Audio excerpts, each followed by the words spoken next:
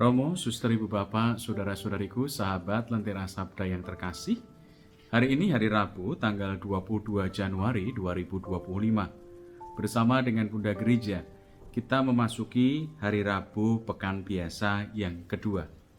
Permenungan akan saya dasarkan pada bacaan Injil yang bersama-sama kita dengar pada hari ini, yaitu dari Injil Markus bab 3 ayat 1 sampai dengan 6.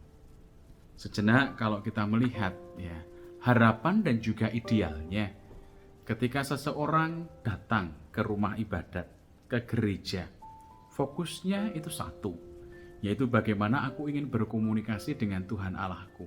Hanya itu saja. Dan komunikasi dengan Tuhan Allah itu senantiasa akhirnya berimbas bagaimana kita menjadi semakin memanusiakan manusia. Mengapa?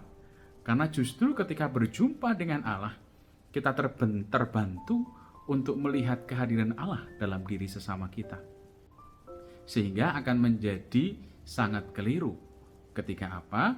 Kita berdoa di rumah ibadah tetapi yang kita pikirkan adalah justru pikiran-pikiran yang jahat.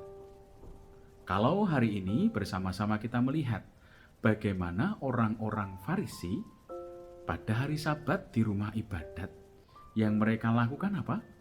Mereka mengamat-amati Tuhan Yesus supaya mereka bisa mempersalahkan Tuhan kalau Ia menyembuhkan orang pada hari Sabat. Di sini kita bisa melihat hal yang justru bisa dikatakan keliru. Datang ke rumah ibadat pada hari suci, tetapi justru hati mereka tidak suci karena mereka mencari-cari kesalahan. Oleh karena itu satu hal yang pokok, mari kita sadari bagaimana ketika kita beribadat. Apakah hatiku kepada Tuhan? Apakah aku berkomunikasi kepada Tuhan? Apakah pikiranku juga sudah disucikan untuk Tuhan? Atau masih ada syah prasangka, ingin menyalahkan orang dan melihat kesalahan orang? Semoga kita mengikis semangat hidup orang Farisi yang mencari-cari kesalahan orang, dan kita semakin memperbaiki hidup.